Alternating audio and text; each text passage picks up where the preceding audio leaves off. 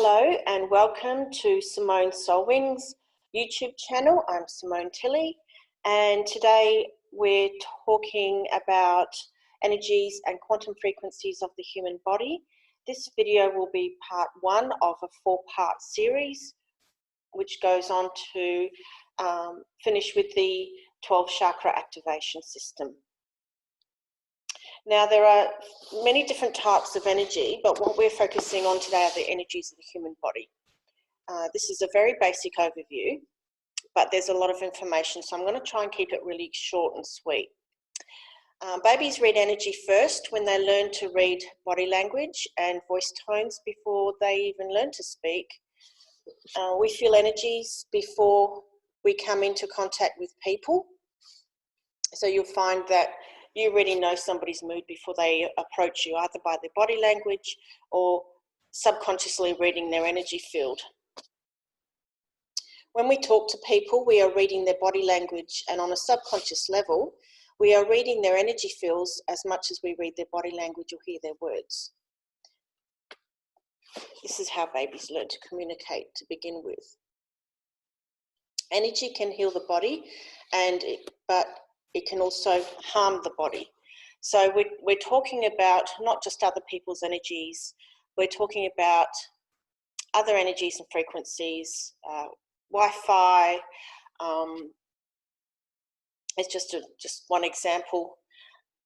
There are magnetic frequencies, for example, that can blast cells apart. Some will blast the healthy cells and some will blast the sick cells. But everything is like a two-edged sword. It's healing and it's destructive at the same time. So depending on what your intention is and the purpose of it is, depends on the effect it has on the human body. This is a diagram of the body's energy systems. So the universal energy comes into our chakras. It goes through the nadis.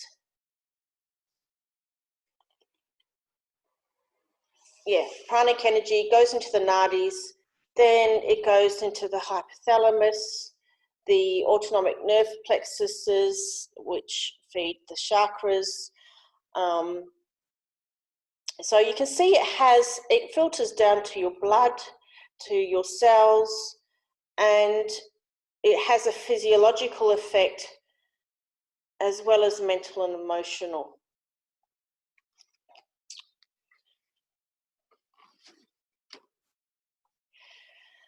So basically, the chakras channel the universal energy coming into the body via the Kundalini and the Nadi systems. They feed the meridians. Meridians are unable to be seen, but they work like a vein or an artery.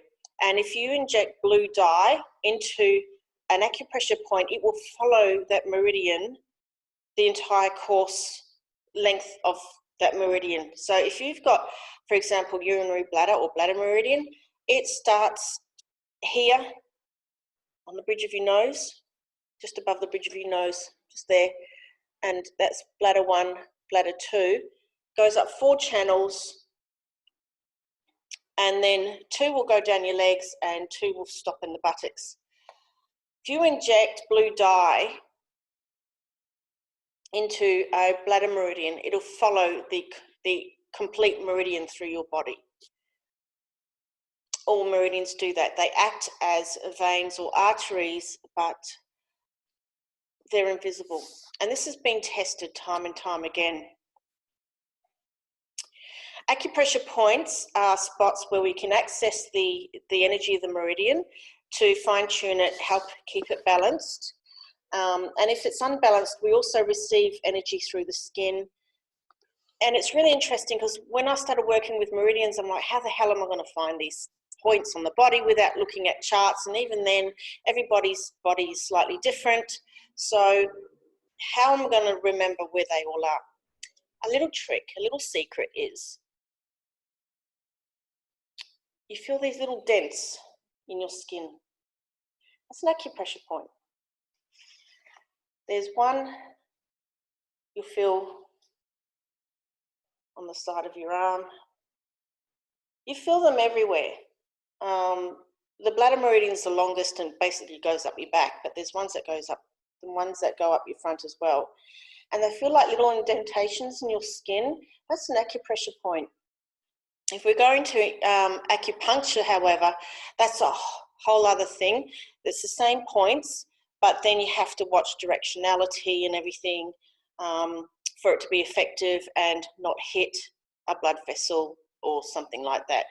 So that's a whole 4 years of training, lifetime of learning for acupuncture, because they are so interconnected. At least with acupressure, you know that doesn't go as deep for work, learning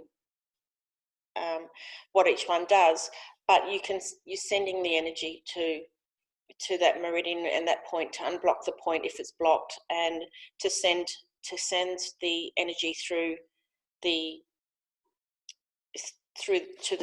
eventually to the chakras. So the chakras use the meridians to distribute this universal energy via the Nadi system. The Nadi system is like another parallel set of energetic channels, and they feed energy into the nerve plexuses, which then feeds the autonomic nervous system, the central nervous system, the hypothalamus, the endocrine system, and into the bloodstream. And they are also part of the Kundalini and are attributed to taking energy from the Kundalini through the chakras to the meridians. We also receive universal energy through the Kundalini as well.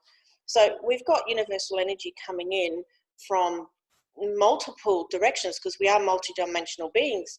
So you've got the Kundalini, you've got the chakras, and you've got your skin. It comes through your skin as well.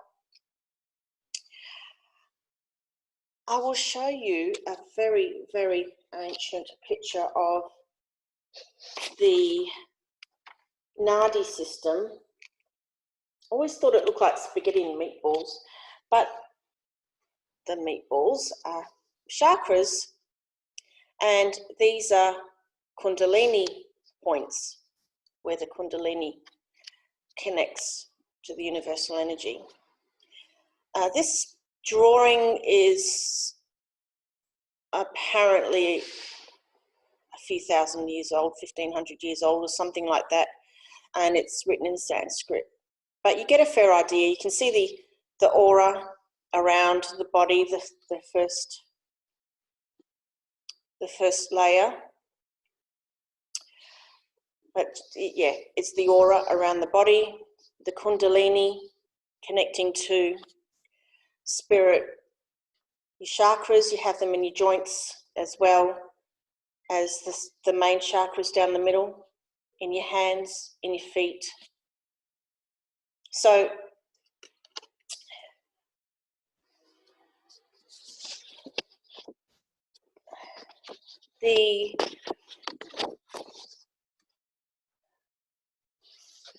wherever there's a chakra, there's a nerve plexus. Whether the chakra is one of your main chakras on the body, if it's in your joints, you've got chakras in your fingers, joints, in your palms of your hands. You've got them all through your body, and you'll find there's a nerve plexus attached to the chakras.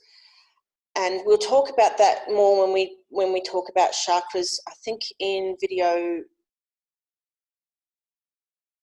3, I think it is. I want to talk about quantum frequencies. Everybody who's ever worked on somebody's body, if you're a body worker, massage therapist, Reiki practitioner, anyone who's worked on a human body will notice the difference between energy and frequency, though they may not know that's what it is. So basically, frequency is when your hands get really, really hot Energy is soft and warm and gentle, reminds me of warm honey. Frequency is hot and prickly. Your hands sometimes change colours, or you'll see colours. You might feel a slight cool breeze on the palm, but your hands feel like they've got almost like pins and needles, but it's not pins and needles, it's really prickly and spiky.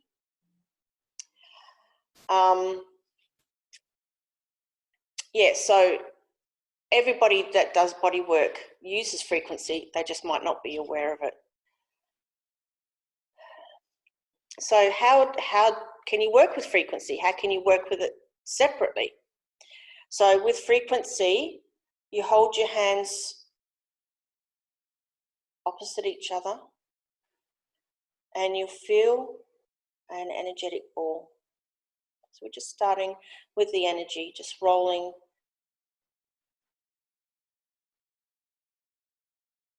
If you start smaller, you can maybe feel it better, and then expand, and it feels like a ball. Now at some point, usually the further out you go, you'll start to feel your hands prickling.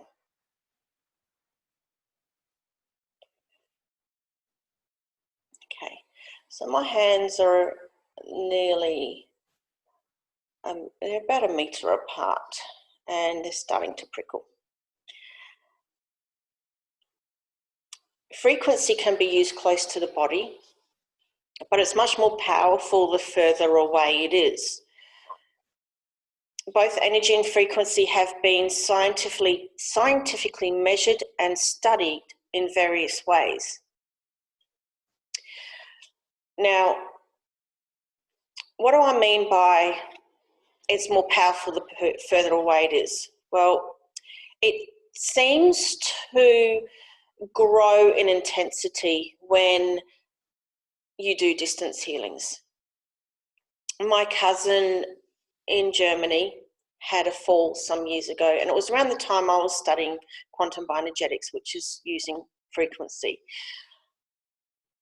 She had broken various bones, wrists, ankles, ribs, pelvis, fell down a flight of stairs that was covered in black ice, didn't realise it was icy, carrying a baby was fine, but my cousin ended up with multiple fractures. And I didn't know this until I rang my auntie before I went on my trip to Melbourne to study quantum bioenergetics.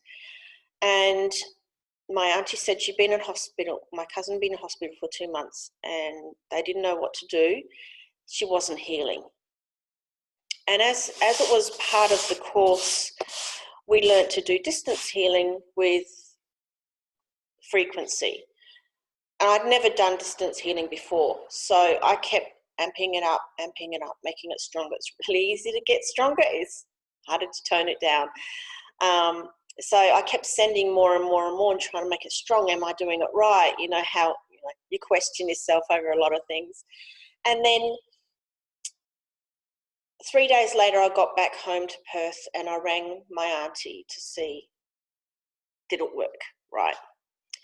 My auntie said my cousin had been sent home the day after I spoke to her.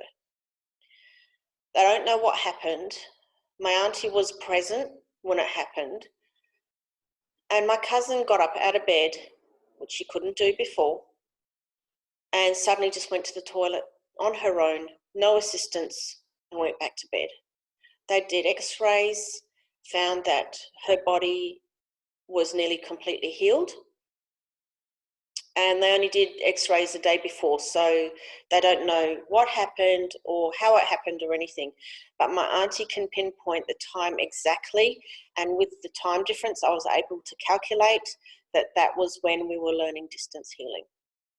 So it just shows what an amazing ability we all have. We all have this ability. It's the ancient, it's the native tribes, the people with their still connected to the ancient lineage and the ancient ways that use it the most. Us in the Western world, we're only just learning how to work with it now. when I got home after doing this course, I thought I'd practice with the distance healing, and I sent it to my ex-sister-in-law, who is a spiritual person, but she's had a lot of psychic attacks, for want of another expression, where sometimes her gifts have been, people have tried to steal them basically, and messed with her really badly. So she's got a huge force field around her aura to stop anything like that happen, and I forgot about that. So I sent her frequency to see what she thought, and she was only a 15-20 minute drive away from my house. And forgetting she had the shield up, it bounced off her shield, she threw it back at me, and I fell off my chair. That's how powerful, how strong it is. Yeah, because it had done the distance from my place, from me to her place and back, so it's doubled in intensity, and it literally threw me off my chair. So to me, frequency looks like gold. When it's fractured and not whole, it looks like dust particles in the sunlight. Yeah. When it's whole, it looks like solid bars or waves of golden fabric or golden ribbons, depending on how I'm using it and what I'm using it for. It's multi-dimensional, so it works in all directions, just like energy does, really. I generally choose to look at it in a 3D way to make it easier to work with, but I do work multi-dimensionally with it as well. Energy tends to blend, which is where it can sometimes be harmful. So if somebody's energy is low, they can blend with your energy and bring you down if you're not prepared for them. On the upside, it shows that we are all one with everything, and we're all one with each other. It also means that we can boost someone up who is unwell or feeling down. You know, you go visit someone to make them feel better, give them chicken soup. Chicken and vegetable soup. We talked about that in the last video. Frequency, however, doesn't cross over or blend. It is unique to you. Your frequency is yours, my frequency is mine, but my frequency can touch yours with the intention or the suggestions I'm trying to make. And your frequency, well, then say, okay, well, that you're working with the symptoms, you're not working with the core of the issue. So your frequency, which is part of your innate wisdom, will say, hang on a minute, we need to work with this to create that effect. So your frequency is like water, it's like electricity, it flows, and you'll find that it goes to where it's needed the most. So frequencies is kind of like switching TV channels, switching radio stations. You can tap into them, but you can't blend with them like you can with energy. Now, when you're working with someone on a healing level, then you have both agreed to work on a particular issue. But again, your frequency will work with the core issue rather than working with the symptoms. Animals love frequency, as do children. It's great for healing that anything that's got life in it, even plants. My quantum bioenergetics teacher said she would regularly go out and see her rose bush covered in aphids, and she'd go out there for a few minutes and send it frequency, and the next day the aphids are gone and the plant's looking much healthier. So anything that has life likes working with frequency. In fact, when I did the first quantum bioenergetic course in Melbourne, it was in a hotel, and at the time that we're all practicing distance healing with the frequency, all the animals lined up, cats, dogs. We're in the middle of the Melbourne CBD, and all these cats, dogs, birds, you name it, were lined up outside the window because they could feel what's coming, what's going on inside. I mostly use frequency to help people follow the soul path and have the life they want, but I do also use it to rebalance the body when I'm doing any kind of therapy. I use it when I'm working with meridians, and I'm also finding lately that I can actually use it to move a person structurally, like their skeletal system.